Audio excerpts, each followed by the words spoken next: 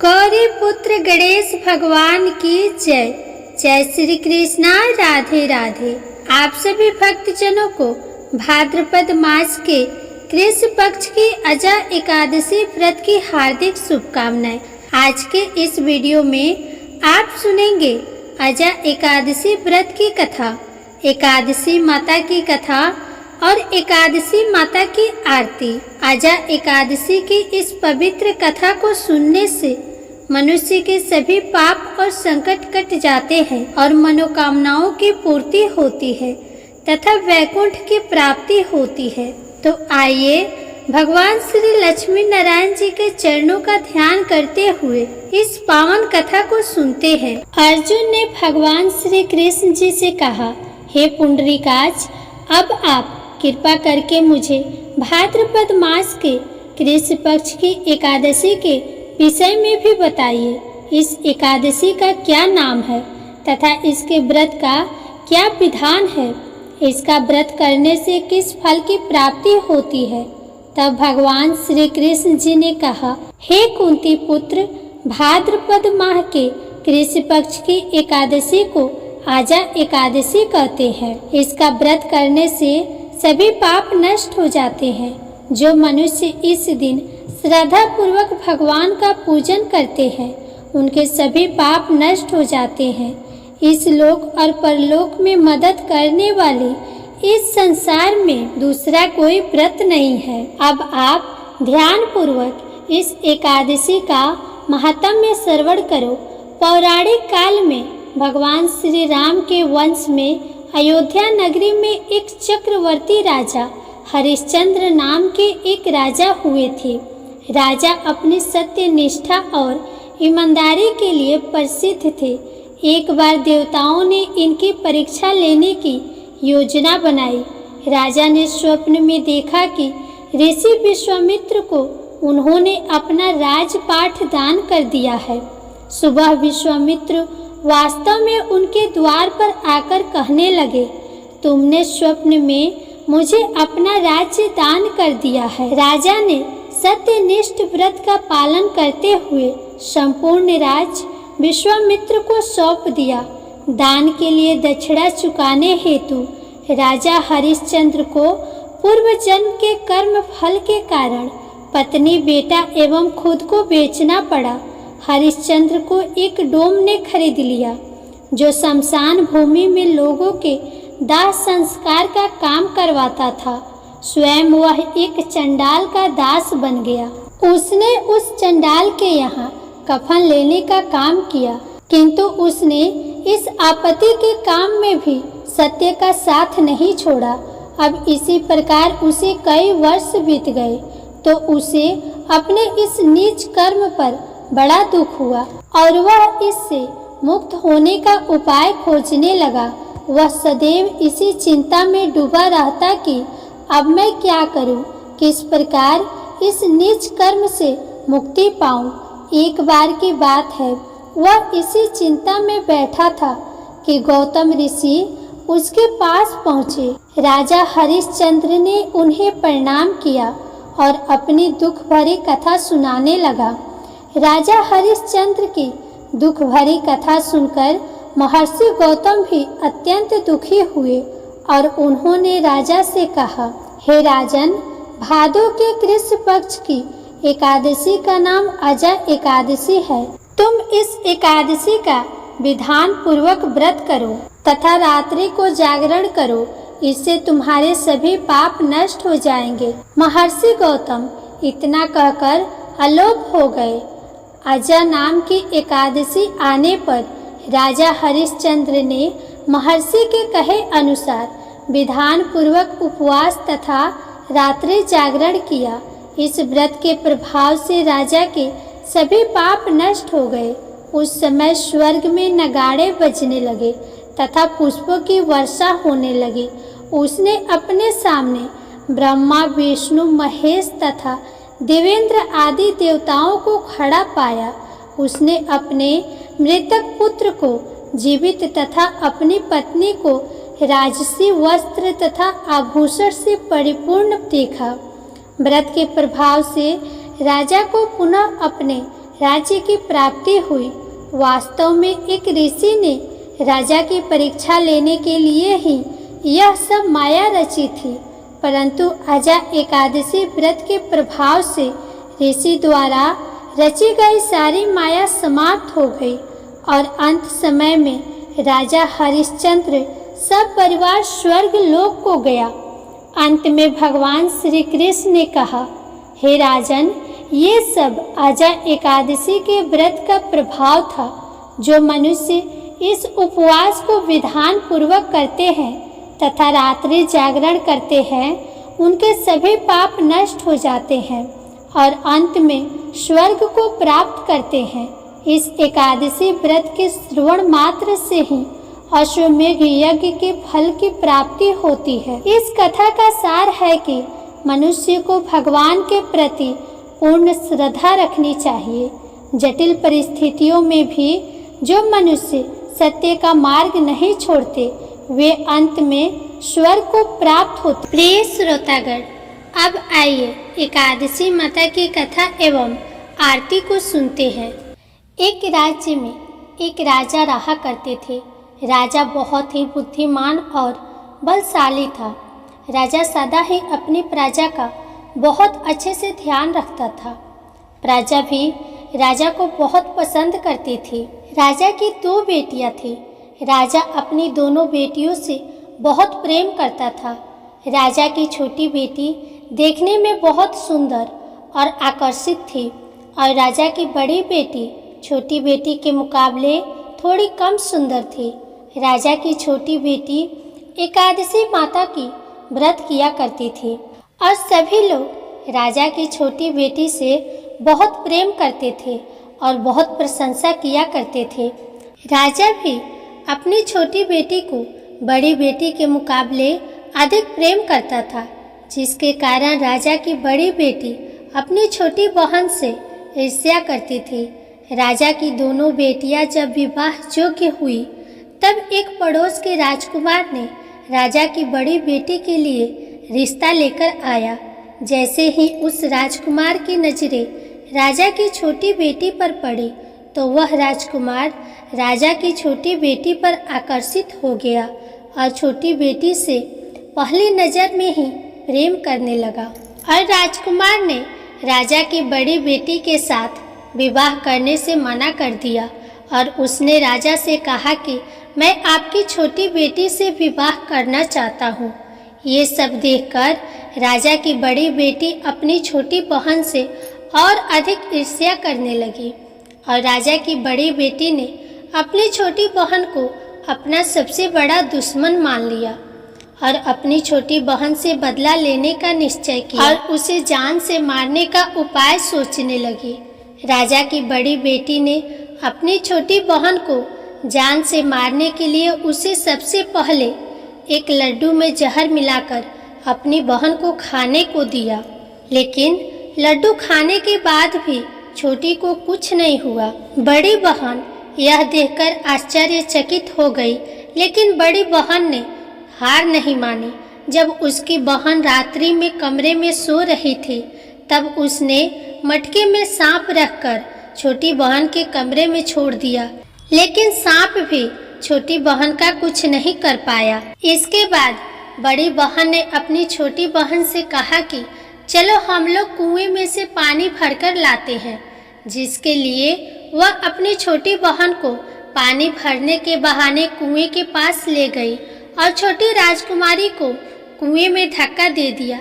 लेकिन छोटी बहन को तब भी कुछ नहीं हुआ, क्योंकि हर बार ग्यारस माता उसकी रक्षा कर रही थी और उधर बड़ी बहन अपने सारे प्रयास के बाद भी असफल हो रही थी, जिससे वह और अधिक क्रोधित हो गई और फिर उसने अपनी छोटी बहन के पास जाकर उससे प्रश्न किया कि मेरी प्यारी छोटी बहन, क्या तुमको पता है कि भगवान ने सबको मेरी प्यारी छोटी बहन, क्या तुमको पता है कि भगवान ने सबकी मृत्यु एक निश्चित समय पर लिखी हुई है और कैसे तुम्हारी या मेरी मृत्यु होगी, क्या तुम जानती हो? तब छोटी बहन ने अपनी बड़ी बहन को बताया कि हाँ दीदी, मैं तो जानती हूँ मेरी मृत्यु कैसे होगी। छोटी बहन से ये सब बातें सुनकर बड़ी बहन मन ही मन बहुत प्रसन्न होने लगी और उसने अपनी छोटी बहन से कहा, फिर तो तुम मुझे अपनी मृत्यु का राज बताओ।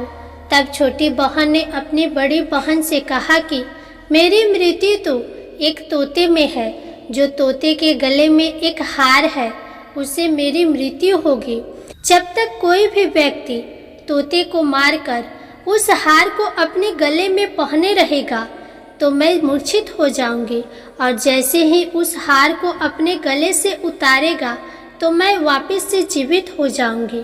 अपनी छोटी बहन के मृत्यु का राज जानकर बड़ी बहन बहुत खुश हुई और उसने अपनी छोटी बहन को मारने के लिए उसके पालतू तोते को ढूंढना शुरू कर दिया। इधर छोटी राजकुमारी को इस बात का आभास हो गया था कि कोई उसकी जान लेना चाहता है, जिसके लिए वह अपने पिताजी के पास गई और उसने अपने पिताजी से कहा कि पिताजी, अगर मेरी मृत्यु कभी हो जाती है तो मेरी मृत्यु के बाद आप मुझे मत जलाइएगा, बल्कि आप मुझे अपनी पुरानी वाली हवेली में एक पलंग में लेटाकर छोड़ दीजिएगा।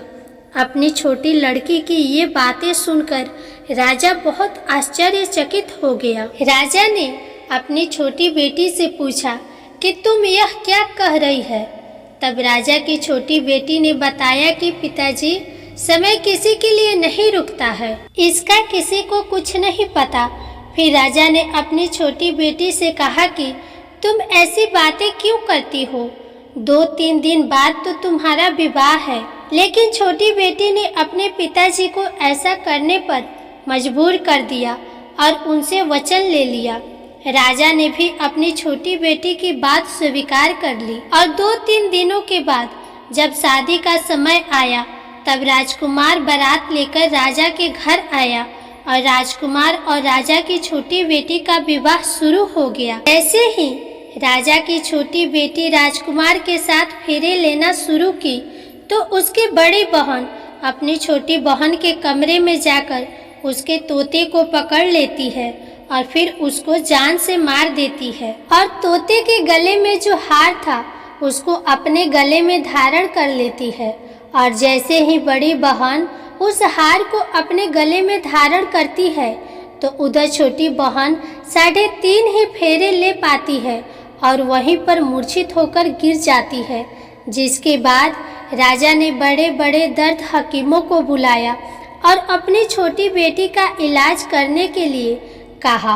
राजा की बात सुनकर जब वैद्य ने छोटी बेटी को देखा तो राजा को बताया कि आपकी छोटी बेटी ना तो जीवित है और ना मरी हुई है, ऐसा मैं पहली बार देख रहा हूँ। राजा ने वैद्य और हकीमों को ये बात बाहर बताने से मना कर दिया और उनको कहा कि अगर तुमने यह बात किसी को बाहर बताई तो हम तुमको फांसी दे देंगे। राजा ने अपनी छोटी बेटी को पुराने महल में ले जाकर एक पलंग पर लेटा दिया और वहां पर कुछ सैनिकों को तैनात कर दिया। इसके बाद राजा वापस अपने महल पर आ गया। राजा की बड़ी बेटी अपने पिताजी के पास आई और कहने लगी कि पिताजी, अगर यह शादी संपन्न नहीं हुई तो आपकी इज्जत का क्या होगा? मैं आपकी इज्जत बचाने के लिए राजकुमार से शादी करने के लिए तैयार हूँ। जिसके बाद राजा ने अपनी बड़ी बेटी की बात मान ली और राजा ने बड़ी बेटी को छोटी बेटी के कपड़े पहनाकर मंडप में भेज दिया। लेकिन राजकुमार ये जान गया कि ये राजा की छोटी बेटी नहीं है, बल्कि ये राजा की बड़ी बेटी है। लेकिन जब राजकुमार ने शादी करने से मना किया तो सभी लोगों ने राजकुमार को बेबस करके राजा की बड़ी बेटी से बचे हुए फेरों को संपन्न करा दिया। विवाह संपन्न हुआ, जिसके बाद राजकुमार राजा की बड़ी बेटी को अपने महल में ले गया। विवाह होने के बाद राजकुमार उससे ना तो बातें करता था, ना उसे पसंद करता था और ना ही उसके हाथ के बने हुए खाना खाता था। राजकुमार ने यह फैसला लिया था कि वह अपनी प्रेमिका को ढूंढकर रहेगा और यह जानकर रहेगा कि उसके साथ क्या हुआ है।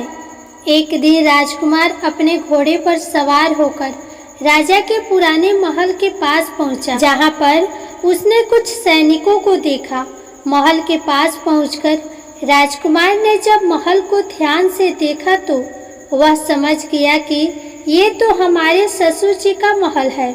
तब राजकुमार ने सैनिकों से पूछा कि तुम लोग यहाँ पर क्या कर रहे हो और इस महल के अंदर उस पलंग में कौन लेटा है। जिसके बाद सैनिकों ने बताया कि यहाँ पर राजा की छोटी बेटी लेटी है। यह सुनकर राजकुमार बहुत प्रसन्न हो गया और वह तुरंत अपनी प्रेमिका के पास पहुँच गया और उसकी सेवा करने लगा। जैसे ही रात हुई तो राजा की छोटी बेटी उठकर खड़ी हो गई। राजकुमार यह देखकर बहुत खुश हो गया और उसने अपनी प्रेमिका से पूछा कि तुम यहाँ क्या कर रही हो, तुम मेरे साथ मेरे घर चलो। राजा की छोटी बेटी ने राजकुमार को सारी बातें बता दी कि मेरी जान एक तोते में बसती थी और मैंने ये बात सिर्फ अपनी बड़ी बहन को बताई थी और मुझे पता है कि उसने ही मुझे मारने का प्रयास किया है। उसके पास एक हार है जिसको वह सुबह पहन लेती है और रात को उतार देती है। जब तक वो हार को पहनी रखती है तब तक मैं मूर्छित रहती हूँ और जैसे ही वह हार को उतार देती है तो मैं जीवित हो जाती हूँ और जब तक मेरी बड़ी बहन के पास वो हार रहेगा तब तक मैं ऐसे ही जीवित और मूर्छित होती रहूँगी। अगर मेरी बड़ी बहन के पास जो हार है वो मेरे हाथों लग जाए तो मैं हमेशा के लिए जीवित हो जाऊँगी। राजकुमार ये सब बातें सुनकर राजा की छोटी बेटी के पास रहने का निर्णय ले लेता है और उसने अपने बचे हुए सारे फेरे उस पलंग में लेटी हुई राजा की छोटी बेटी के साथ ले लिए और अपना विवाह पूर्ण कर लिया और वहीं पर रहने लगा। देखते ही देखते कुछ समय में राजा की छोटी बेटी और राजकुमार की पत्नी गर्भवती हो गई। एक दिन राजकुमार को किसी काम से बाहर जाना पड़ा। तब छोटी राजकुमारी के पेट में बहुत तेज से दर्द होने लगा, जिसके बाद उसने एकादशी माता का आवाहन किया। जिसके बाद एकादशी माता प्रकट हुई और उन्होंने अपने भक्त के दर्द को दूर किया और एक पुत्र की प्राप्ति करवाई और वहीं पर अचानक से राजकुमार भी आ गया। राजकुमार ने ग्यारस माता को देखा तो वह आश्चर्यचकित हो गया और उसने तुरंत ग्यारस माता को प्रणाम किया और ग्यारस माता ने राजकुमार से कहा, जब तुम्हारा पुत्र 5 वर्ष का हो जाए तो तुम आकर अपनी पत्नी का हार इसके गले में डाल देना। और देखते ही देखते राजकुमार और राजा की छोटी बेटी का पुत्र 5 वर्ष का हो जाता है। तो राजकुमार अपने बेटे से कहता है कि बेटा, मैं कुछ काम से बाहर जा रहा हूँ, तुम अपनी माता का ख्याल रखना। और वहाँ से चला जाता है। राजकुमार महल से बाहर निकल रहा होता है कि बड़ी बहन के सैनिक देख लेते हैं और बड़ी बहन को जाकर सारी बातें बता देते हैं। जिसके बाद बड़ी बहन छोटी बहन के पुत्र को वहाँ से उठवा लेती है और छोटी बहन के पुत्र के 2 टुकड़े करवा देती है। पहला टुकड़ा चक्के के पास छुपा देती है और दूसरा टुकड़ा अपने पलंग के नीचे रख लेती है। अब ग्यारस माता भिखारी का रूप लेकर आती है और बड़ी बहन के पास चली जाती है। जिसके बाद वहाँ पर भिक्षा मांगने लगती है। तो बड़ी बहन अपने नौकरों से कहती है कि जाकर भिक्षा दे दो। लेकिन जैसे ही नौकर ग्यारस माता को भिक्षा देने के लिए आते हैं तो माता उन्हें मना कर देती है और कहती है कि मैं तुम्हारी महारानी से ही भिक्षा लूँगी। जिसके बाद बड़ी बहन स्वयं ही भिक्षा देने के लिए माता के पास आती है। तब माता एक बिल्ली का रूप लेकर उसके कमरे में चली जाती है और वहाँ पर छोटी बेटी के पुत्र के 2 टुकड़े को आपस में जोड़ देती है और उसे जीवित कर देती है, फिर उसे वहां से ले जाती है। राजकुमार अपने बेटे को लेकर अपनी बड़ी पत्नी के पास जाता है और उसे कहता है कि तुम इसका ध्यान रखना। अगर तुम इस बच्चे का अच्छे से ध्यान रखोगी तो मैं तुमसे बात करूँगा। एक दिन राजकुमार अपने बच्चे से कहता है कि तुम मम्मी से उनके गले का हार मांग लो। तो अपने पिता की बात मानकर राजकुमार का लड़का अपनी मम्मी के पास जाता है और कहता है, मम्मी मुझे तुम्हारा हार चाहिए। यह सुनकर पहले तो बड़ी बहन बहुत क्रोधित होती है, पर उसको यह याद आता है कि राजकुमार ने कहा था कि अगर मैं इस बच्चे का ध्यान अच्छे से रखूंगी तो वह मुझसे बात करेंगे, जिसके कारण वह हार उस बच्चे को दे देती है और वह तुरंत हार को ले जाकर अपने पिताजी को दे देता है। और तभी राजकुमार अपने बेटे को लेकर वहां से जाने लगता है और अपनी पत्नी से कहता है कि तुम हमारे लिए खाना बनाकर रखना, मैं शाम को आकर तुम्हारे साथ खाना खाऊंगा। और वह अपने बेटे को लेकर वहां से चला जाता है, जिसके बाद वह राजा के पास जाता है। जिसके बाद वह अपने ससुर राजा के पास जाता है और उनको सारी बातें बता देता है। राजा अपनी बड़ी बेटी की यह करतूत सुनकर बहुत क्रोधित होते हैं और अपनी परवरिश पर ही दोष देने लगते हैं और राजकुमार को अपनी छोटी बेटी के साथ रहने के लिए आदेश दे देते हैं। इस प्रकार 11 माता की कृपा से राजकुमार और राजा की छोटी बेटी सुखपूर्वक रहने लगते हैं। प्रेम से बोलिए एकादशी माता की जय। श्री लक्ष्मी नारायण भगवान की जय। तुलसी माता की जय। कथा के बाद अब आप आरती श्रवण कीजिए। ओम जय एकादशी जय एकादशी जय एकादशी माता। विष्णु पूजा व्रत को धारण कर शक्ति मुक्ति पाता। ओम जय एकादशी जय एकादशी जय एकादशी माता। विष्णु पूजा व्रत को धारण कर शक्ति मुक्ति पाता। तेरे नाम गिनाऊं देवी भक्ति प्रदान करनी। गढ़ गौरव की देनी माता शास्त्रों में वर्णी। ओम जय एकादशी माता। विष्णु पूजा व्रत को धारण कर शक्ति मुक्ति पाता। मार्गशीर्ष के कृष्ण पक्ष की उत्पन्ना विश्व तारिणी जन्मी। शुक्ल पक्ष में हुई मोक्षदा मुक्तिदाता बन आई। ओम जय एकादशी माता।